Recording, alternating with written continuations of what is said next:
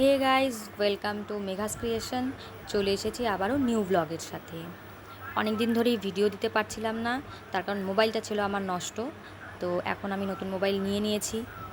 তো এখন থেকে আর ভিডিও করতে কোনো প্রবলেম হবে না, তাই তোমাদের সাথে এখন থেকে কন্টিনিউ থাকতে পারবো। এটা হচ্ছে কালকের ভ্লগ। কালকে রাত্রে আর পোস্ট করতে পারিনি ওয়েদার খারাপের জন্য, তো আজকে করছি। কাল ছিল রোববার। বিয়ের আগের লাইফ আর বিয়ের পরের লাইফ কতটা যে ডিফারেন্স, সেটা বিয়ে না হলে কেউ বুঝতে পারে না। এখন বুঝতে পারছি হাড়ে হাড়ে। বিয়ের আগে বাড়িতে যখন থাকতাম, বাবা মার যেহেতু একমাত্র মেয়ে, পারলে নিজের হাতে জলটাও বোধহয় খেতাম না। যে কোনো কিছু মা, বাবা। আর এখন বিয়ে হওয়ার পরে সব কাজই নিজেকে করতে হয়। আর তার মধ্যে যেহেতু একার সংসার, হাজব্যান্ড আর আমি দুজনেই থাকি, শাশুড়ি বাইরে থাকে, তো সব কাজই করতে হয়।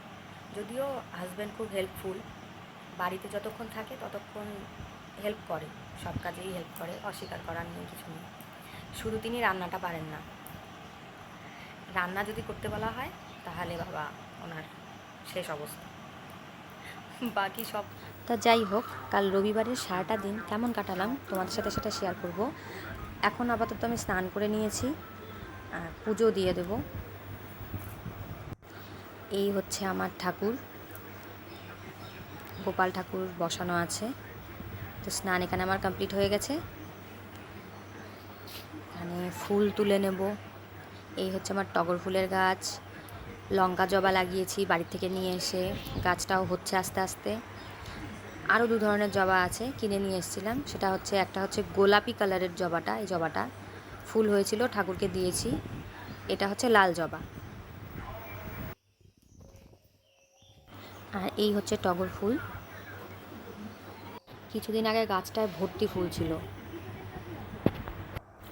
ফুল তুলে এনেছি, এখন আমি ঠাকুরকে দেবো পুজো। এই হচ্ছে আমার গোপাল ঠাকুর। ওখানে একটা ছোট্ট গোপাল আছে পেছনে, সেটা দেখা যাচ্ছে না ক্যামেরাতে।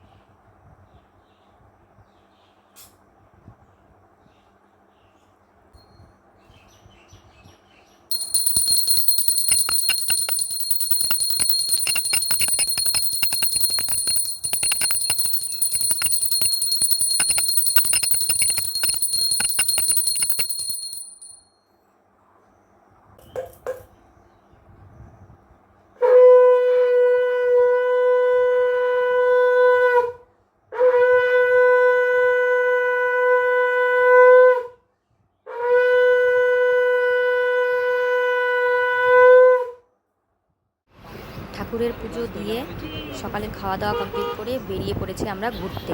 এই হচ্ছে মাসি আর মাসির মেয়ে আর ছেলে, ছোট্ট দেওর আর ছোট্ট ননদ। আর দত্তবাবু মানে আমার হাজব্যান্ড, সে বসেছে সামনে ড্রাইভারের সাথে। তো আমরা এখন যাচ্ছি ঘোষকাডাঙ্গা, আরেক মাসির বাড়িতে।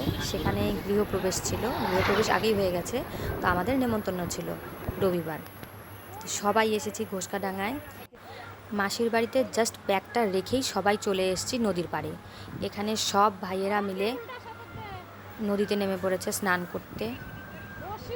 দারুণ মজা করছে ওরা।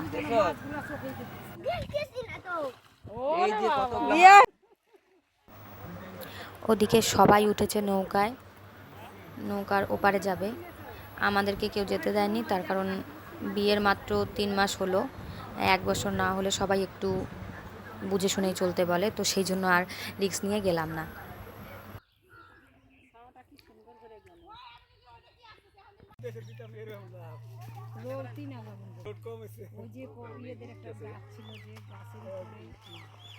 কি করে আনি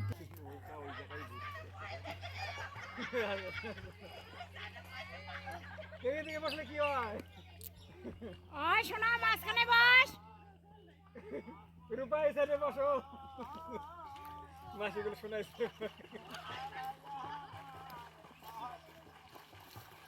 ভাই ওই যে পারাস না তোলা।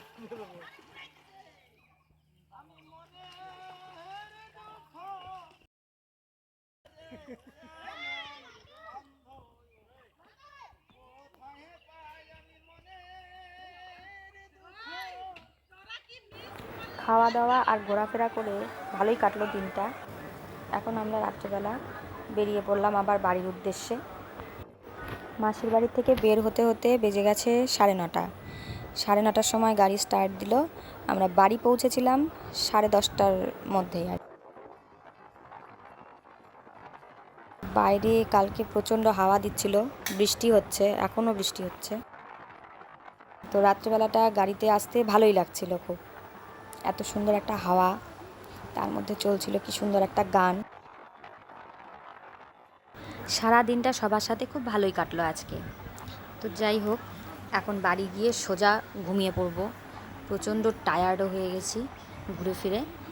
তো গাইস, আজকের মতো ভিডিও এখানেই শেষ করছি। দেখা হবে আবার পরের ভিডিওতে। ততক্ষণ পর্যন্ত সবাই খুব ভালো থাকো। আর হ্যাঁ, চ্যানেলটাকে সাবস্ক্রাইব করতে কিন্তু একদম ভুলো না। ভিডিও যদি ভালো লাগে অবশ্যই লাইক, কমেন্ট আর শেয়ার কিন্তু করে দিও।